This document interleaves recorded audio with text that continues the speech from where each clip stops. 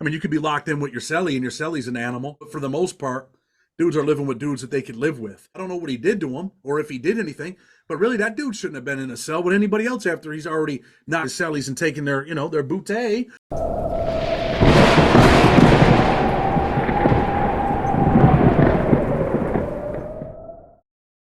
In the areas that you were at, how common is the booty bandits? And well, let me tell you this. There's a few dudes in there they're going to do their thing anyway. You hear me? So it's not like people want to make it out to be that way. Are there dudes that take dudes? And yeah, I mean, that happens. Not as often as people might want to believe or think. That doesn't happen all the time because there's plenty of dudes in there banging dudes for stamps. You know what I'm saying? There's homosexuals in there, bro. But are there booty bandits? Yeah, there are, but it's not as prevalent as you might think. As I went down from the maximum security to the FCI, the medium security, you started to see it more, where dudes were trying to, I guess you could say trick dudes out of their butt. You know what I mean? See that stuff in the FCI. You get to a low, dude, they're doing wild shit. You got one cop for 300 dudes. What do you think's happening at the low? 3 floors. Them cops are heavy set, older. They're not walking up the steps. They walk up when they got to do the count. That's it. Dude might have you in the back bathroom in the Hucklebuck. You know what I'm saying? Like, yeah. I mean, I've seen some wild there, bro. Is there anything that stands out the most, the worst that you just cannot get out of your head? Yeah, man, I seen this kid get massacred, man, on Halloween 2009 at USP Lee. He was a bulldog from California. I think he was from Fresno. His name was Herman. Yeah, that was his real name. So he's beefing with the Norteños over a cell. He's in the Norteño cell. They're like, yo, bro, come out to the yard. And they stabbed out of this cat, man. And he was pretty much like, hey, man, help me. He asked me to help him. And I'm like, man, I can't help you. Just keep walking. Go to the shack. He lived a couple doors down from me. I talked to him periodically. And I had a little store in there. He'd buy sodas. And he ended up living, man. But it was pretty vicious, dude. He was full of blood. I seen another cat get killed. And when I seen the dude get killed, I think that affected me a little bit, man. Really, he was trying to send someone back up to protective custody. And dude wasn't having it. He pulled out a knife and he stabbed him in the chest. And this cat was probably going home in like 90 days. And he jumped back, put his hands up, was like, oh, you bit, and you stabbed me? And he dropped, dude. And you watch someone die, and you're like, wow, I watched the dude die, man. How common was that in there? I mean, they kill people in there. Don't get it twisted. I've seen people stabbed numerous times, man. Stabbing in federal prison is pretty common. Vicious beatdowns, but stabbings, getting hit with steel rebar, lock tied onto a sock. People say lock in a sock. Really what they do is they tie it on there. So when they whack your ass, if it's in a sock, it'll come flying out. The weight will rip the sock. So usually you tie it on the sock and then, you whack people. I'd rather get stabbed than hit with a lock on a sock, bro. Really? I know nobody wants to get hit with the lock in the sock or the can in the sock, but dude, what's your reasoning? Get hit with a lock on a sock, split you wide. I've seen it. Yep. Yeah, that's true. Yeah, you get one in the face, that's going to open you up pretty big. That's true. Yeah, it's pretty vicious, man. And I've seen people hit 3 or 4 times, bang, bang, bang, and you're like, holy shit. I'd rather be stabbed than hit with a lock on a sock. How long were you in on your sentence before you started cracking down on the legal work, thinking that maybe I can do something with this? Man, I started right away as soon as I got to that county jail. I've always been kind of an intelligent dude, and I'm like, man, ain't no one fighting for my life like me. I got to make sure the lawyer's doing his job. I'm facing a life sentence. I want to get out of here. And that was my motivation. And I feel like anybody that's been a hustler in their life, right? If you're a real hustler, you got that motivation, man, to do whatever you got to do, right? You're selling drugs, you're doing this. I don't care if you're selling t-shirts, you're selling books, you're trying to promote your YouTube channel. If you're a hustler, you're a hustler. And this is part of your life. And I was motivated to get out of prison, right? People are motivated. I want to make money, so I'm going to sell drugs, or I'm going to sell books, or I'm going to sell hot dogs, or I'm going to sell cars. Well, my motivation was my freedom. So I worked on that case, man, nonstop, reading everything I could read, finding things, finding the mistakes. And I didn't know the law yet, but eventually, I would learn it. But I was giving everything to my lawyer. Hey, look at this, look at that, look at this. I'm making the lawyer work. And now in hindsight, a lot of lawyers don't want to work. So when you're doing that stuff, really, you're just pissing them off because they just really want to cop you out and not have to do too much, right? Make their money and not do much. You pay 40 grand for a lawyer and end up with 40 years. They don't want to do shit, even for 40 grand. But you're giving them this stuff. And then later on, you start to learn the system and you're like, Man, I did all that writing and stuff. That dude never read that shit, man. He never had any time to read it. Just didn't read it. That's it, plain and simple. Yep. If we were to take it back a bit, what's your relationship with your father like now? Well, my relationship with my father is my father died, man. Oh, really? Sorry to hear that. It's all right. He's dead, man. He's no longer here. If you read that book, you'll find out. You know, my brother had, you know, killed himself, and my dad was back in Vegas. He came down here for my brother's funeral. My dad was getting high. I had to go find him to make it to my brother's funeral. Found him with a needle in his arm, and he's telling me, "Hey, man, he's so high." He's like, "Help me get the needle in." He's telling that to me, and I pretty much, man, put my hands on my dad, man, and told me he was a piece of shit. But eventually, we would talk again after that, and you know, it wasn't the best relationship, but as crazy as this sounds, man, you know, it's still my dad, man, and I still love him, and I still care about him, and you know, sometimes I do get emotional. Like I just went and met up with my father's other daughter, my sister from my dad, and his ex-wife, and I went and seen them about a month and a half ago, and she's got kids. I brought my kids there, and you know, we're going through old pictures. Yeah, it's emotional. Like, damn, that was my dad. Regardless if he was a drug addict and the bad things that he did, he was still my father, man, and I still love him, and I always will. Yeah, drugs do that to people. They turn them into an empty husk of what they were and what they could be. It's a shame. It's a damn shame. It's a typical story, though, bro. My dad, my grandmother committed suicide. My brother committed suicide. Two of my cousins, one of my uncles. You know, my father came home at the age of 8 and found his mother, man, dead. So I think that probably changed, and he had no father. That changed his life, the trajectory of his life. And, you know, he was in kids' homes and foster homes, and, you know, ended up thinking, you know, when you're young like that and you go through things, and then you're in these homes, and by the time you're 16, you start thinking you're a man, and you're hustling, you're selling weed, and, you know, you're listening, like I said, listening to ZZ Top, drinking Miller, what were they, Miller beers back in the day? Yeah. Yeah. And you think you're a man at 20 and 21, and you're really not. But you're all you got.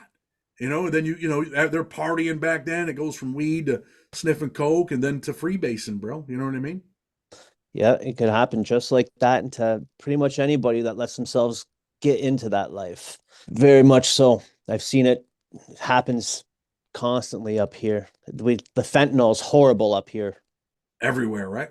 Yeah, yeah. It's just become a pandemic in itself, that shit right now. Yeah, it's bad. Your dad, he was an addict. What was it, your relationship with drugs, other than besides selling them? So as crazy as this sounds, right? Your viewers might be like, "Come on, dude! I never did drugs. I never smoked weed. I never did any. I don't drink coffee. I don't. I mean, I don't do any of that shit, bro. I never smoked. Wow. None of that. I did do acid one time, and dude, You jumped into acid? You didn't smoke a joint ever, and you just jumped right into acid. yeah, I did acid one time, right? I used to hear about how people were bugging out. And dude, I did that. And I'm like, this shit ain't working. I actually traded someone some drugs for the acid, right? And I'm like, dude, this shit ain't working. They're like, take another one, put it under your tongue and drink this orange juice. And by the time I was leaving the house, I'm like, I felt like the floor went like this, right? And I was like, yo, we got to get out of here. And I ended up making it home, bro. I flushed all the drugs. I felt like I was geeking, bro. You know what geeking means? Like when people Yeah. smoke. Yeah. I felt like I was geeking, right? I started hearing the wind. The wind was whistling. The trees were bending over. And eventually, dude, I ended up leaving my house that night, went to my brother's house in a snow blizzard. And my brother wouldn't answer the door, man. I'm like, yo, let me in, bro. He's like, man, get out of here. The kid I say is my brother, really my best friend. He's like, yo, man, get out of here. And I'm like, all right, man. I walked to my mother's house. I thought my mother's house was on fire, right? My mother lived in, you know, the same neighborhood for 60 years. I'm like, yo, the house is on fire. And my mom's like, what did you do? What are you doing? And, you know, my mom was a partier back when she was a kid, you know what I mean? Younger. And she couldn't believe it, man. But I was really twisted, bro. And I remember the next day I slept the whole day, woke up. I was super depressed. And I'm like, dude, never again. I never, ever done drugs ever again. I did the acid one time. That's certainly jumping into it head first when you go partying straight Yeah. to the acid. I did 3 hits, bro. Blasted out of my mind. See someone be around all those drugs and never take it, be around people who are using all the time. And Like, is it something like you see some people that are heavy users and seeing that type of the decline of someone, was that more of a motivation to never really get into the drugs? You know, I was always an athlete, right? I was a captain of my wrestling team, amateur fighter, phenomenal baseball player. So my thing was more the sports thing, you know what I mean? And I think that I would say that that was probably a major component. But on the flip side, my sister's the same way. My sister that I grew up with, my mom's daughter, she never smoked, never used drugs, none of that type of stuff. So maybe it was from our neighborhood, our household. I just always felt like, man, like people that smoke cigarettes, and it was like, you know what comes with that? You know, the stinky smell and ashtrays, and never got into any of that shit, man. People using drugs, you know. I guess it always was in my mind, like I seen, you know, people smoking crack and they're geeked out and they don't got no money. They're usually always dirty. And I'm not talking about the people that periodically smoke. I'm talking about every day. You know, like I said, my boy's house, man, there's 4 or 5 prostitutes living there. His uncle's selling dope out of the house. His uncle's getting high. And I think just seeing that, you're like, why would I ever do something like that? Because it might, whatever you're doing, if it makes you feel good now, I mean, look at the repercussions, you know, look at the consequences. So I would never, I just never indulged in that stuff, bro. Never. Not that I don't want people to be like, oh, he's talking bad about drug. I understand addiction.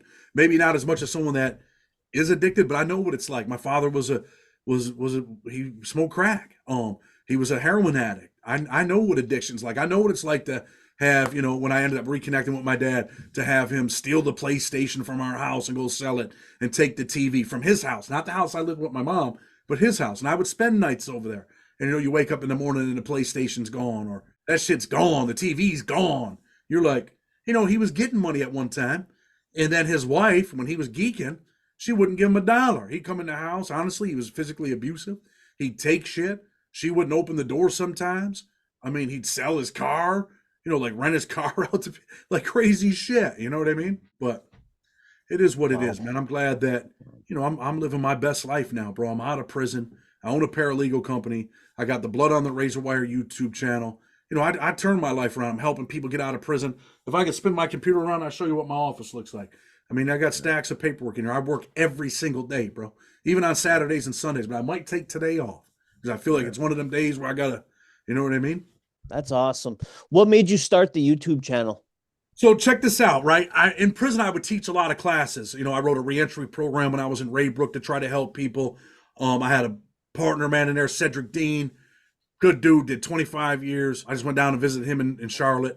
So when I get out of prison, I'm like, man, you know, I do want to teach classes and stuff like that. But I came home during COVID. So you really couldn't do that. And then a dude had hit me up and he's like, hey, bro, can I interview you for your YouTube channel? For his YouTube channel. I'm like, yeah, man, why not? So I'm talking to him and he's telling me about how he's doing it. And for real, man, give the dude his props. He laid everything down for me, man. It's, you know, what camera to get, how to do everything. And I'm like, damn, bro, we could do this. And I'm not going to lie. You also realize that, man, you can make a little bit of an income doing this, right? I don't make a whole lot of money. I got 125,000 subscribers, but you can have 125,000 subscribers. If you don't got the views, you don't have, you know, you're not making no money, right? Some videos get 80,000, some get 10, some get 20, some have gotten 250. Some shorts have gotten 1 million views. You know, when I found out about it, I'm like, man, I can do this. And as I started to do it, because I taught classes in prison, it was therapeutic for me a little bit, bro. I'm not gonna lie. When I came home from prison, man, you know, it just things weren't easy. You know, you've been in a cell all these years. I was sleeping with a knife at night. I was putting my dresser in front of my bedroom door. I had to move it to use the bathroom. I had PTSD, bro, straight up. I hate to admit that, and I've admitted it before, but I did. Never in my life did I think I would ever have that, but I did. So it was kind of therapeutic, dude. There were times when I watched the Troy Kell videos. I don't know if you guys ever seen them, the Gladiator video. Man, it would break me down, bro, where he's stabbing the dude like 70 times. It was the HBO documentary. And I believe that was the start of all this eventual YouTube stuff that happened in 2001, where he did that HBO thing and people were interested in prison, right? Eventually, YouTube comes out with a platform and dude's got the prison genre and true crime. But I think he kind of started that prison genre.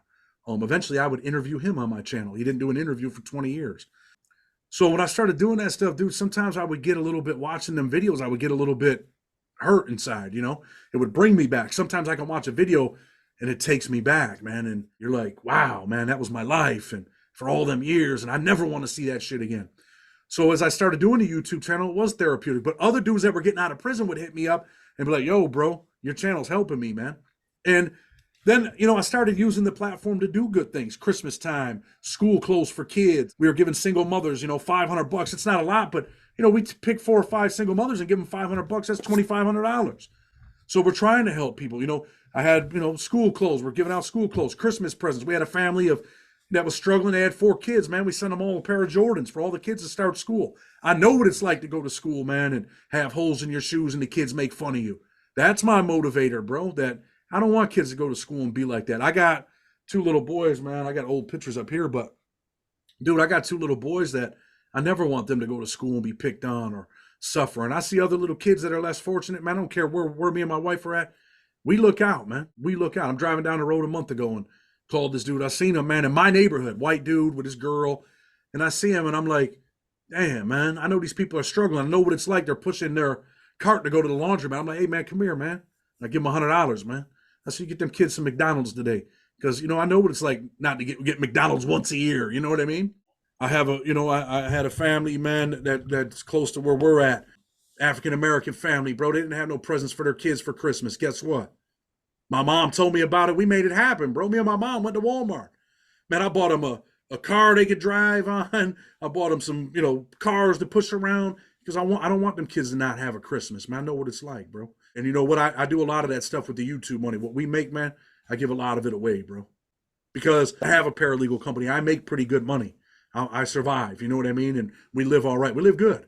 I do things I want to do. I go to Buffalo Bills games. I go to Charlotte, North Carolina to visit friends. I do the things that I want to do. That's amazing, man. Because that's like the vision that we want to do with our channel. We were trying to build it up so that we can do stuff like that too. And not necessarily film it or nothing, but be able to tell the viewers, like, this is what we did with the money that we've been raising with you guys, with your help and everything like that. That's phenomenal. That, like I said, I just went to Charlotte, right? And my buddy's down there. They call him the Reentry King, Cedric Dean. And he's got these reentry houses. I know what it's like to get out and not be able to get no one to rent you a place. So I went down there, seen what he's doing, man. We're going to be trying to put a reentry house, maybe a few of them here in my city for dudes that are returning, women that are returning. They got nowhere to go, man. You got no credit. You got no money. So we're going to be doing that. Housing, clothing, food. And you know what? I am going to film some of that. So people can see, like, this is what we're doing here. Maybe you should be doing this in Dayton, Ohio. Maybe you should be doing this in Houston, Texas. Maybe you should be doing this in Philly, because people need it, man. Yeah. It sounds like you have a docu-series right there. Like, just following all of the, like that's phenomenal content. I mean, some people like it. A lot of people tune in, man, because they like the violence and I do that on my YouTube channel. I give you the violence, but I also give you a message at the end. Sometimes you got to give them that. You got to give them the violence in order to give them the message, bro. Yeah, that's true. So that's what I do. I love comeback stories. I love a good underdog, a comeback story. Someone that was at the darkest, right? Dude, the truth is I was at the darkest, man. There were times when, I thought I'm never getting out of here, man. And it hurts, man. It does. It hurts, bro. Yeah. But eventually it works out, man. And I got out and end up with, the chick that I was married to. And we get remarried. We have 2 little twin boys. Oh, yeah. This is me and my mom back just before I got arrested. Wow. I lived a crazy life, dude. And honestly, bro, I regret, a lot of the decisions that I made, but you know what? It made me who I am today. Yeah. Federal prison is a dangerous place. People think it's a camp. It's not. It's a place where people are getting killed. It's a place where people are plotting on you to take whatever you got. Little things you got. You might have $50 in commissary. These dudes will stab you for $50 in commissary, bro. Unfortunately. What was some of the extortion games that you would see? How would you be able to pinpoint them out if someone's getting finessed? Would you be able to tell it? And what were they doing to people in there? I mean, you see that stuff a lot, People are always in there trying to finesse people. I've seen people where dude was getting deuce, right? He ended up with a brand new case, and I think they careered him. He's getting K2 into prison, put on paper. And dudes are plotting on him like, yo, what's up? He's from PA. He's in a prison in New York. And they put the press game on him like, yo, what's up? And then they just rob him, strong arm rob him at knife point. Give us everything you got, bro. And then dude, he chalked it up. He accepted it and stayed there. Listen, let's keep it 100, right? People are listening like, what? Dude, if I was that dude, I probably would have checked in after they robbed me. He stayed around and continued being victimized. If you're not built like that, and you know, everyone's not built like that. Just because you're in prison, just because you're a felon, it doesn't mean that you're a tough guy. You know, that don't make you tough that you're in prison. Some people think that, you know, dudes will be soft as hell in prison and get out like, yeah, bro, you know, I was in there. And really, man, you didn't do anything. But this cat, you know, he's in there, you're getting money, and there's wolves in there, man. They want what you got. And, you know, me personally, and I know tough guy shit, but I'm not checking in. But if I was in his position, because he's not a fighter, I probably would have took off. Instead, he stayed there to be victimized. And how embarrassing is that, bro? That, you know, you came out of compound like you're that dude for 3 months, and, you know, you got the Oakleys and you got a gold chain on. And now these dudes, you know, they victimize you, they rob you. Now you were this dude, now you're down here talking about, man, I'm just going to start programming, man. And, man, I'm just going to do me, man. I'm only buy $30 in commissary. And, you know, I ain't messing with no one. Come on, bro. And like I said earlier, the image that you project is the image that you have to protect. So you came in here, and I witnessed this. You came in here as a tough guy, man. And really, man, you left as a victim. Yeah. And how common is that in there? Well, when you're in the penitentiary, let me tell you something. Most people that are in that penitentiary, they're going to fight. You're in a maximum security prison. Most people are there, and they're going to get busy. But when you get to the lower level prisons, you see a lot of guys that, you know, they act. So we had a dude, man, he came from Connecticut. He was talking about he was a blood from Cali. He says he's really from Cali, and Suge Knight was his cousin. I'm talking about big ass dude, bro. Big. In there for a white collar crime. Eventually he comes out, he's in there for a white collar crime. And we got some homies from New York where they're kind of like, man, we ain't feeling this dude. You know, there's a lot of bloods from New York. And they're kind of like, man, we ain't feeling dude, man. He's out here stunting. The same dude that did that armed robbery, dude named AD. We'll call him AD. He got on the dude's bone, like, and he got some of the homies from New York, and they're on him, like, yo, what's up? And eventually that big ass dude that said he was Suge Knight's cousin, and, you know, he's out there spending money, and people are like, man, fuck this dude, man. Dude acts like he's better than us or something. We're about, man, he's out of here. He ends up checking in, dude. They robbed all his stuff, man. They robbed his shit. They took his shit, and he checked in. The biggest dude in the prison. Came in there like he was the toughest dude in the prison. And they robbed him, bro. Victimized. It happens. Yep. Bro, I couldn't believe that this dude went to the CO's desk and told me he had to go. Because I'm waiting. I'm like, yo, they're about to get it in. And he had a kid that he used to rock with real tough. The kid was from Wisconsin, a kid named Rabbit. Dude's always smoking, chew cigarettes and all of that. And that's how the beginning of the end came for this guy. The kid that he was always hanging out with, he ended up fighting one of the bloods from New York, and a couple New York dudes hit him and shit, but he was really whooping the blood dude, big ass blood dude. He was whooping him. You know, no disrespect to the bloods, because I got some family members that are involved in that stuff, but you know, he was getting the best of the kid, man. And New York dudes jumped him and shit, and then they went to him and they're like, yo, bro, you're from New York, you're a blood, you ain't getting involved, you're supposed to hold him down. You know, this dude's from Wisconsin, he ain't, man, he's a lame. And they use that as an excuse, because that's what dudes will do in federal prison. They use things for an excuse and they plot on your ass. That was what they were waiting for. They were waiting for a chance to get this dude and be like, yo, that's our excuse. Let's get him. But really, at the end of the day, all they wanted was his money. They wanted to steal his shit, man. He had a white G-Shock watch, all kinds of property. They took all his food. Dude had like 10 pairs of sneakers. He was a dude that if you had anything exclusive that you're not supposed to have, he would buy it from you. But he had all that stolen money, that white collar money. You know what I mean? And now all these dudes are thinking, man, I'm gonna rob this dude and sell his shoes, sell his watch, and make $800. So you might have stole all his shit and resold it for $800, and you know you put yourself out there. Chad, it's been awesome, my friend. Before we tie this up, we always ask our guests if they could give a positive message to the youth that could be watching this, that could be going through a similar situation. What would you have for them? This is the deal, right? And I say this and I mean this. You know, I used to teach this in my classes. I would tell them to go look in the mirror and ask yourself, man, what are you worth? You know, I used to have a class, Leaders Breed Leaders, and I'd ask dudes, man, what are you worth? Say, man, I'm worth $1 million, man. I'm like, damn, $1 million. I asked another dude, how much you, man? I'm worth $1 billion. And then I would tell him, I said, I'm going to tell you what I was worth. When I was in the street and I was standing on the corner with a gun in my waist, had a little 380, and I'm out there with maybe $2,000 worth of bags bagged up, dime bags. That's what I was worth. I was worth $2,000, man, because I was taking a chance of going to prison and taking a chance to get killed by standing on the corner. I said, but today I'm priceless, man. Today I know my worth. I'm not worth $1 million. I'm not worth $1 billion. I'm priceless. And I think people should look in the mirror and ask yourself, if you're priceless, then you probably should be making the right choices, right? Not always easy. I understand that. But just realize your worth. If you stand in front of the mirror and you're worth $2,000, then God bless you, man. Go do what you do. But I think you're worth more. And if you really ask yourself that and really look in the mirror, then you're going to realize that you're priceless, and you should probably make some different decisions. Making irrational, irresponsible choices come with dire consequences, man. Absolutely. Absolutely. Where can the viewers find you, and where can they buy your book? Okay, so the viewers can find me at Blood on the Razor Wire TV. That's the first thing. Check out that YouTube channel. I got a Facebook page, Chad Mark, M-A-R-K. And the book is on Amazon. I sell them independently, autographed copies, but you can go on there, check out Blood on the Razor Wire on Amazon. Read the first 3 chapters for free. I promise you won't be disappointed. And if you like the book, order it. You'll enjoy it. And check us out on Blood on the Razor Wire TV, like I just mentioned. We do a lot of good stuff on there. We've interviewed former federal judges. We've interviewed active DEA agent on there, gang members, former gang members. We interviewed the dude that went down there and advocated at the White House, Chris Young, Kim Kardashian. I also interviewed his judge, the guy that also went down there and advocated with Trump to get him out. So I interviewed the judge and him. We do good things over there, man. I think you'll like us. Check us out. Is there a video on your channel that you're most proud of? I narrated my book on there. My whole book's on there. Yeah. I'm proud of that, man, because it was a piece of work that I did, and I actually narrate my book.